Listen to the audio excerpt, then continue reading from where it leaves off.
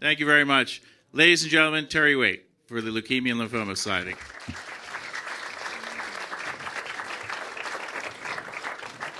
Well, thank you, Francis. It's 10 years since I came to the first Global Traveller Awards, and I've returned. And there's a story I can tell you about return, which is half true. I'll leave you to guess which half is the true half of the story. When I came out of captivity, which you heard about a moment or two ago, my wife said to me, she said, "Oh, good to see you." "I've been praying for you for 5 years." I said, "That's very kind of you." She said, "Yes, but you came back." Well, I've come back to a very happy gathering.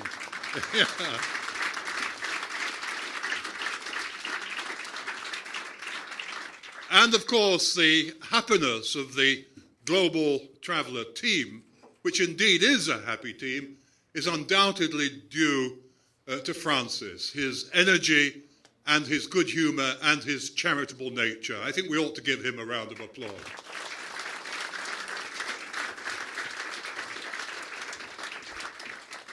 I could not stand here tonight at this point in the history of the world without mentioning Nelson Mandela.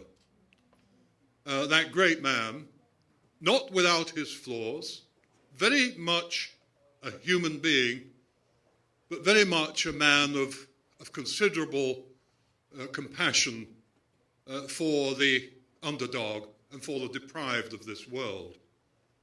I have many memories when I think of Nelson. As was said by Francis, I spent a number of years in captivity, 5 years in all.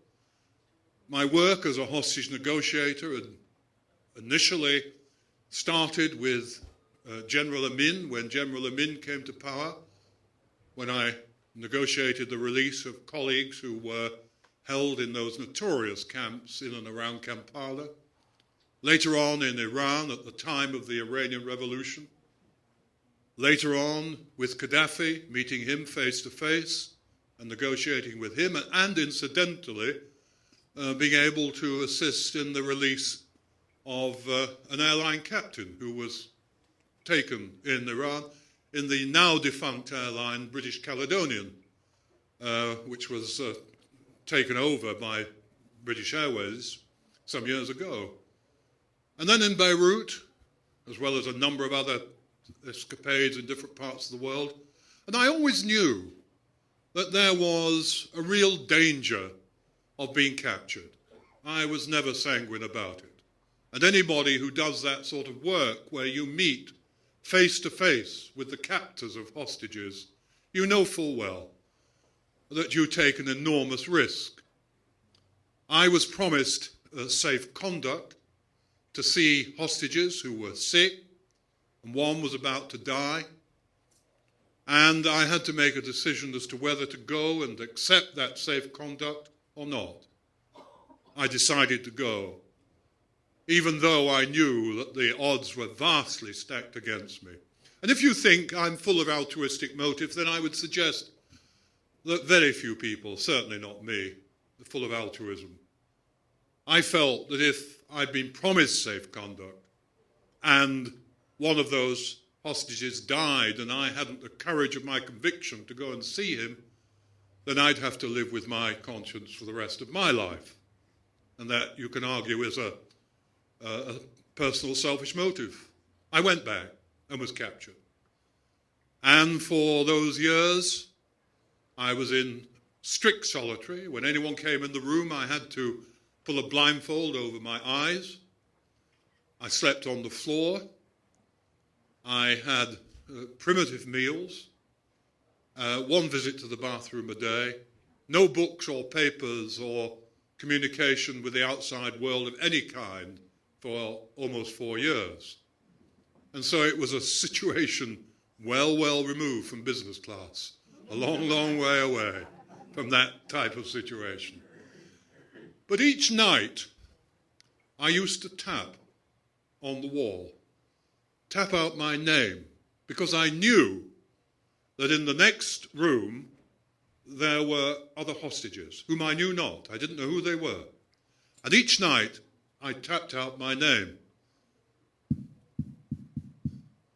1 for A, 2 for B, 3 for C. You can't do Morse code in that way because you can't distinguish between dot and dash.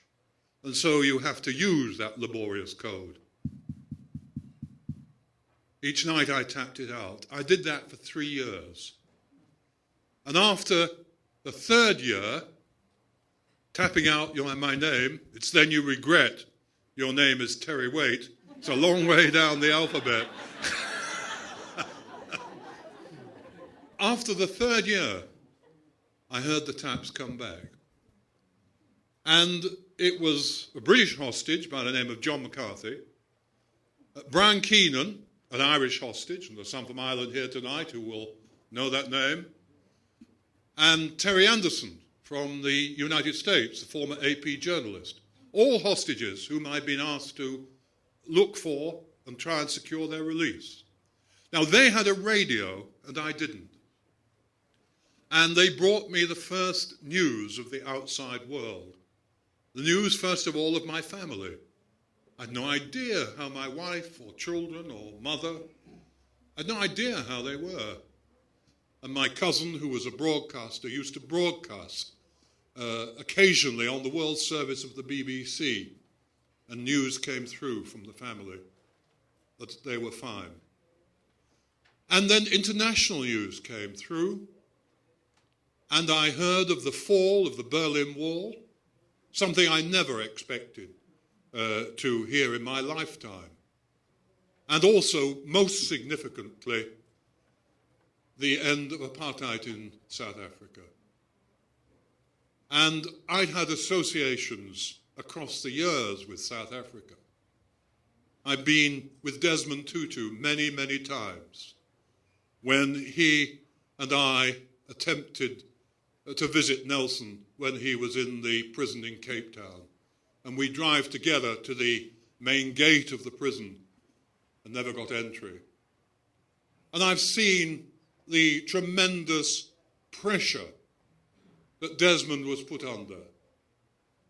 The way in which, when I was often staying with him in his house, he would receive phone calls threatening his life. Many visitors to South Africa in those days used to come back and they would say, "What's the problem?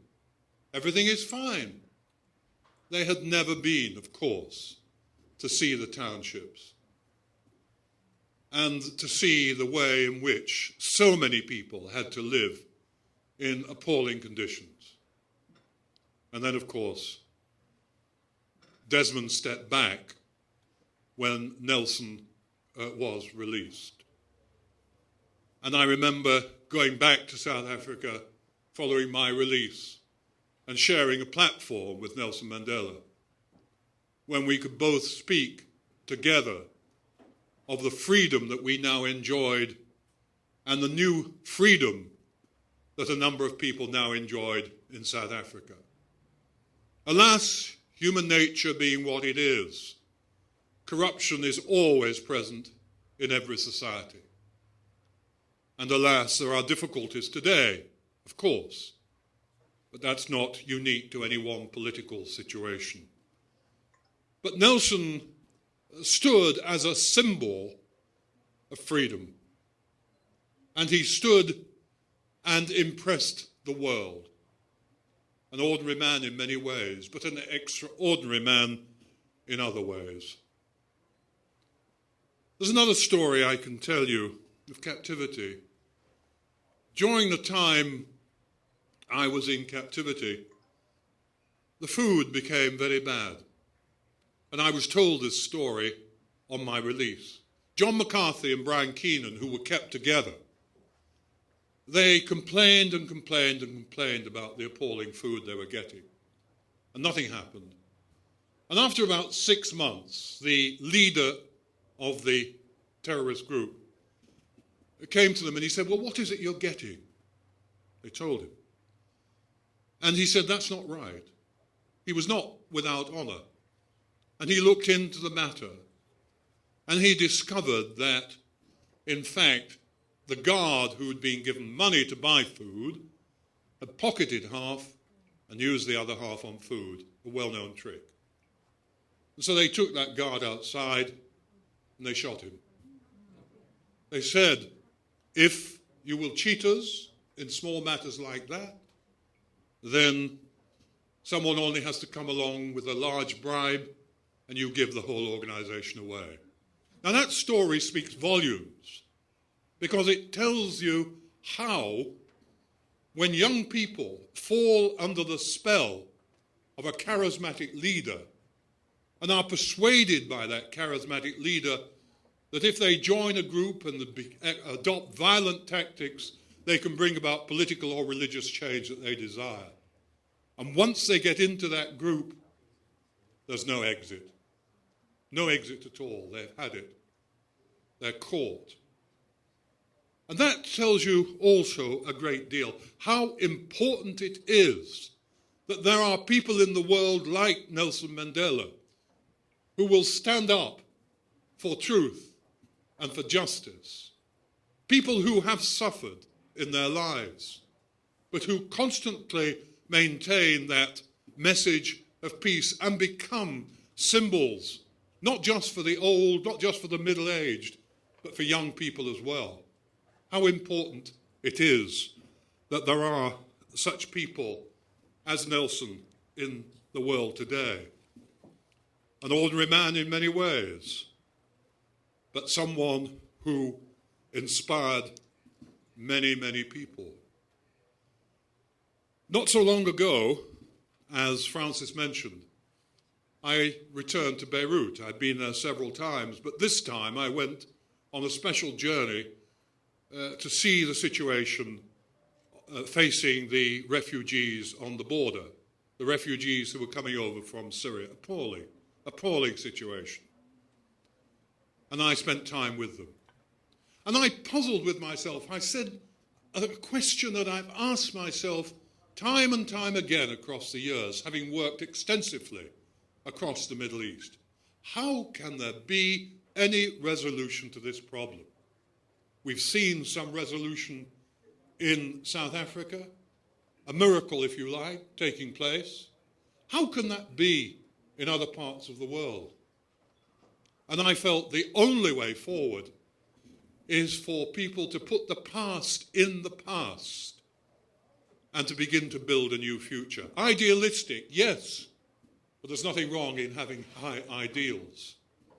And then I thought to myself, it is useless my standing up, as I'm standing today, behind this desk, and saying that without doing something myself. And so, one night, I made contact with my former captors. 22 years previously, I'd gone in a car at night to their headquarters, hoping to be able to see people who were sick and who were, as I was told, about to die. A promise was broken, and I was kept. 22 years later, I got into a car and went back to those headquarters and sat down opposite one of the leaders of Hezbollah. He was surprised to see me. He was curious. He wondered what I wanted, obviously. And I said to him what I said to you tonight. I said, as far as you and I are concerned, I put the past in the past, and we build a new future. Doesn't mean to say I agree with what you have done or what has been done. I certainly do not agree with kidnapping. I do not agree with acts of terrorism. Obviously not. But somewhere one has to put the past in the past. Perhaps I took something of that inspiration from the example of Nelson Mandela. And the man who sat opposite me was totally amazed. And he responded to me at that point as a human being. I said, I'd like something from you. I said, I would like you to get me heating oil for those people on the border who are cold and wet and miserable He said, we'll do it. And he did it. I'm not daft enough, I'm not politically naive enough to believe that that one action on my part is going to bring about massive change. But I do believe this. I do believe that if 10,000, 20,000 or more people were to stretch out a hand across the political or religious boundaries that divide people, that would make a difference. That has made a difference in Ireland. That can make a difference in many parts of the world. So never believe if people say there is nothing that individuals can do. Never believe it if they say it has to be left to politicians or people in high position. Things can be done by ourselves. Someone said to me this evening, well, you know, coming here from my background to this environment where we're engaged in luxury travel, if you like, what's the difference? What a big gap. And I responded by saying, no, the work that is done here is essential because it keeps the economy going. And without the economy, without a successful, vibrant, lively economy, we would all be flat. And so the work is important. And it's also important, too, that we do our best, individually and collectively as you are doing, to support those who in one way or another are less fortunate than ourselves.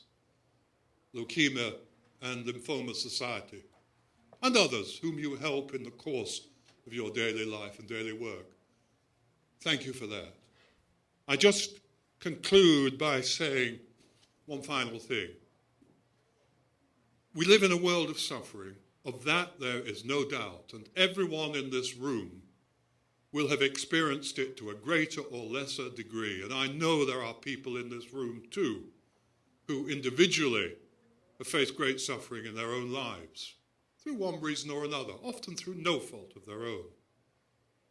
But I think Nelson Mandela and others have shown that suffering is always painful, always hard, but it need not destroy.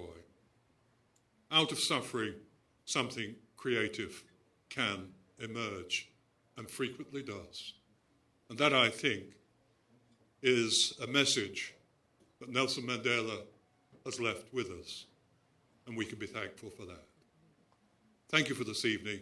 Thank you for listening.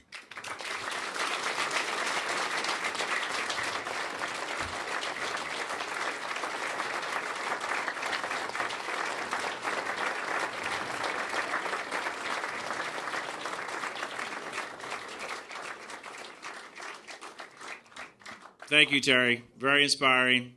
I want to thank you all for your support of the Leukemia and Lymphoma Society. And we look forward to seeing you next time, May 1st, for our Leisure Awards, which will be celebrated at the Shangri-La Santa Monica. And a special thank you again to the Peninsula Beverly Hills, Incheon Airport, and China Airlines. And of course, everyone at Global Traveler wishes you a happy holidays and a joyous new year. Thank you for coming.